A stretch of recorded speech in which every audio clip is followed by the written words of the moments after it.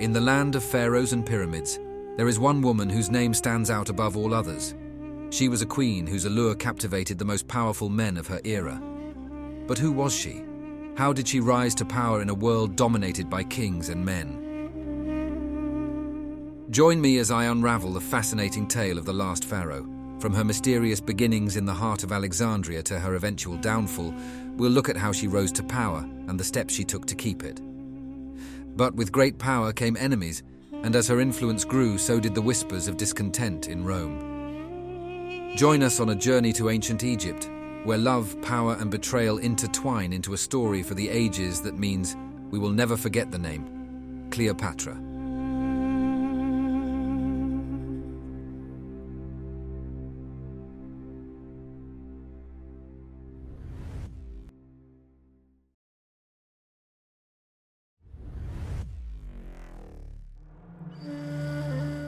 Cleopatra VII was born in 69 BCE in Alexandria, on the north coast of Egypt. Cleopatra was a descendant of the Ptolemaic Dynasty, a Greek Macedonian royal family that had ruled Egypt since the death of Alexander the Great about 250 years earlier. After Alexander's passing, his vast empire was divided among his generals, with Ptolemy I, one of Alexander's most trusted companions, taking control of Egypt. Cleopatra was the daughter of Ptolemy XII. However, as for her mother, that's more uncertain, but it is believed that it is quite possibly Ptolemy's wife, Cleopatra V. Our Cleopatra likely grew up in the opulent royal palace in Alexandria. Here she would have been surrounded by luxury and educated in languages, philosophy, mathematics, and literature. Following the Ptolemaic tradition of sibling marriage to maintain royal bloodlines, Cleopatra married her younger brother, Ptolemy XIII, when she was around 18 years old. Marriages like this were more about political strategy than personal choice, as alliances within the royal family were crucial for maintaining power. Alexandria itself was a melting pot of different cultures, with Greek, Egyptian, Persian, and other influences blending together. This diverse environment likely shaped Cleopatra's worldview and understanding of diplomacy.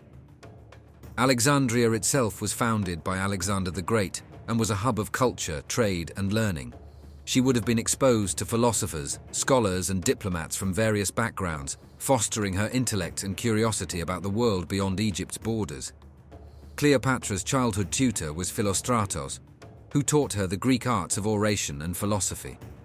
During these years, Cleopatra is believed to have studied at the Museum, an institution that is said to have been founded by Ptolemy I, and was a site associated with learning and included the Library of Alexandria. Cleopatra's early life was not without its challenges. The Ptolemaic dynasty was known for its internal strife, with family members often vying for power. Cleopatra's father faced numerous revolts and challenges during his rule. This turbulent political atmosphere likely had an impact on Cleopatra, shaping her understanding of power dynamics and politics. This became more evident as she grew older, and she became increasingly aware of the delicate balance of power, both within Egypt and in the wider Mediterranean world. Her early experiences in the palace would serve her well in the years to come. Upon the death of her father in 51 BCE, Cleopatra and her younger brother Ptolemy XIII were named joint rulers of Egypt. Cleopatra, at just 18 years old, found herself thrust into a position of immense responsibility in a kingdom that at the time was facing huge economic and political challenges. Ptolemy was eager to assert his authority and govern independently. Sensing an opportunity to consolidate power, he quickly moved to sideline Cleopatra. He was supported by influential advisors and courtiers who saw an advantage in having a king and a king alone who was easy to influence. Cleopatra's initial attempts to assert her authority were met with resistance. Ptolemy's advisors, particularly the eunuch Pothinus, wielded significant influence and worked to undermine her position at every turn. They sought to portray Cleopatra as a foreign queen and not truly Egyptian, due to her Macedonian Greek heritage. This forced her to seek refuge and strategize her return.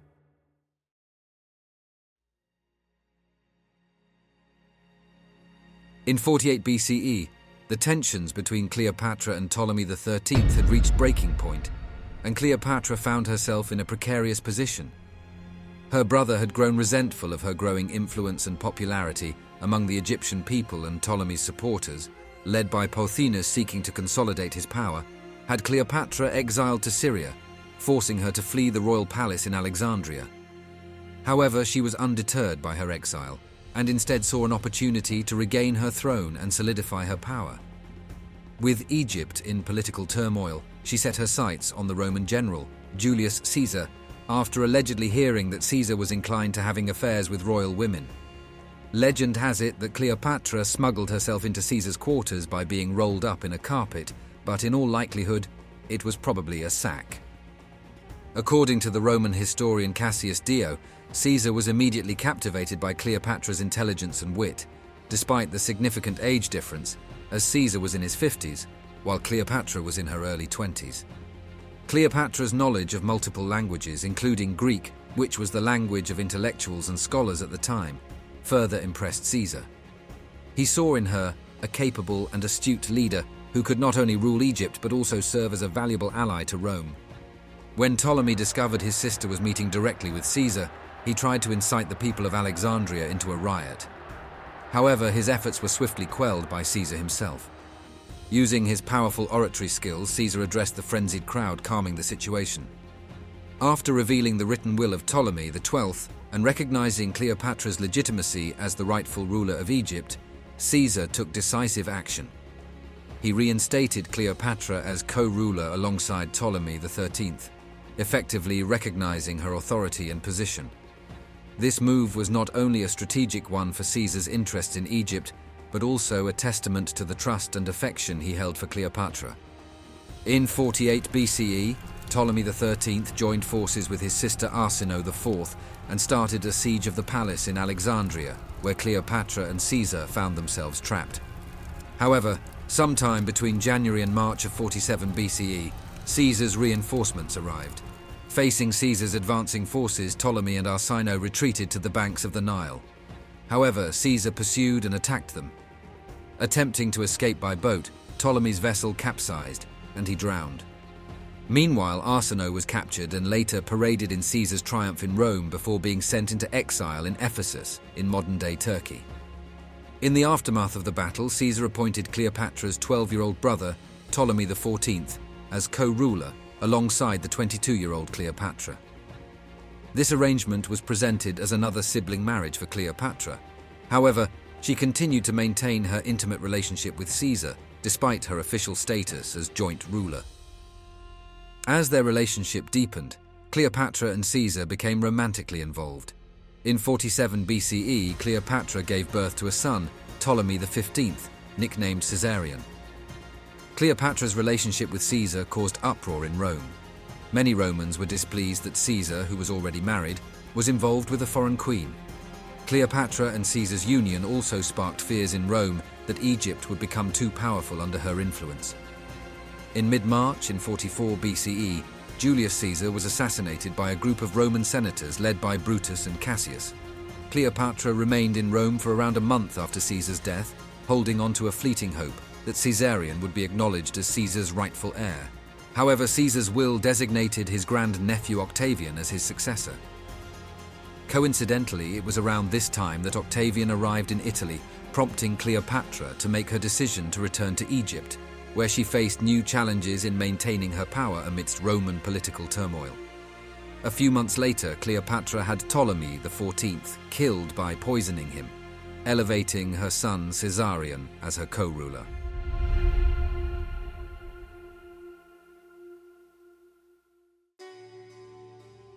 Following the assassination of Julius Caesar, a power vacuum emerged in Rome, leading to a struggle for control.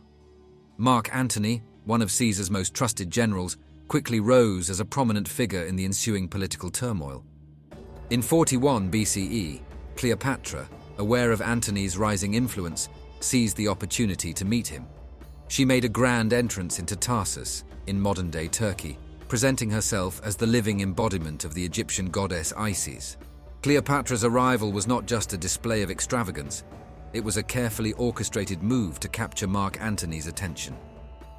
Antony was known for his love of luxury and excess and, much like Julius Caesar, was captivated by Cleopatra's beauty, intelligence, and charisma. Their initial meeting sparked a passionate romance that soon blossomed into a deep and enduring love affair. However, their relationship was not merely a romantic liaison, but a strategic alliance. Cleopatra recognized Antony's potential to safeguard Egypt's interests against Rome's ever-encroaching influence. By aligning herself with Mark Antony, Cleopatra aimed to secure her position as the Queen of Egypt and protect her kingdom from Roman domination. Over the course of their relationship, Cleopatra and Antony had 3 children: Alexander Helios, Cleopatra Selene II, and Ptolemy Philadelphus. These children were part of Cleopatra's ambitious plan to establish a powerful dynasty.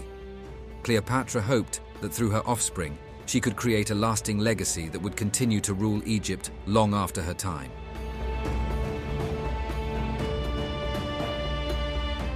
After Caesar's death, tensions had escalated between Mark Antony and Octavian. Antony's alliance with Cleopatra, their public relationship, and his favoritism towards Egypt stoked outrage in Rome. Octavian, seeking to assert his authority and eliminate his rival, amassed a formidable fleet, and in 31 BCE met Cleopatra and Mark Antony's fleet at the Battle of Actium. Despite Antony and Cleopatra's formidable forces, Octavian's fleet, under the command of Agrippa, proved superior. Octavian's ships were more maneuverable and better organized. The battle turned decisively against Antony and Cleopatra, with their ships suffering heavy losses. Following their defeat at Actium, Antony and Cleopatra retreated to Egypt. The defeat shattered Antony's spirit, and he fell into despair, realizing that his chances of holding on to power had been lost. Facing the prospect of capture and humiliation by Octavian, Antony chose to end his life in a manner that he thought befitted a Roman general. In a dramatic gesture, he fell on his own sword. With Antony dead and Octavian's forces closing in on her, Cleopatra found herself in an impossible situation. She knew that surrender would likely lead to her being paraded as a captive in Rome, just like her sister Arsinoe IV, humiliated and possibly executed. When Cleopatra heard that Octavian planned to move her and her children to Rome in 3 days, she made the decision to commit suicide. Even though her physician didn't explain her cause of death, the popular belief is that she let an asp bite her, thereby poisoning her. Cleopatra died on the 10th of August in 30 BCE. She was 39. Octavian later became known as Augustus and was the first emperor of Rome. Cleopatra's death marked the beginning of Roman rule and the end of the Ptolemaic Dynasty and the rule of the pharaohs in Egypt. If you enjoyed this video, then give it a thumbs up, subscribe to our channel, and don't forget to hit that notification bell to be notified of our next video. Join us next time, where we'll be diving into more fascinating events from history.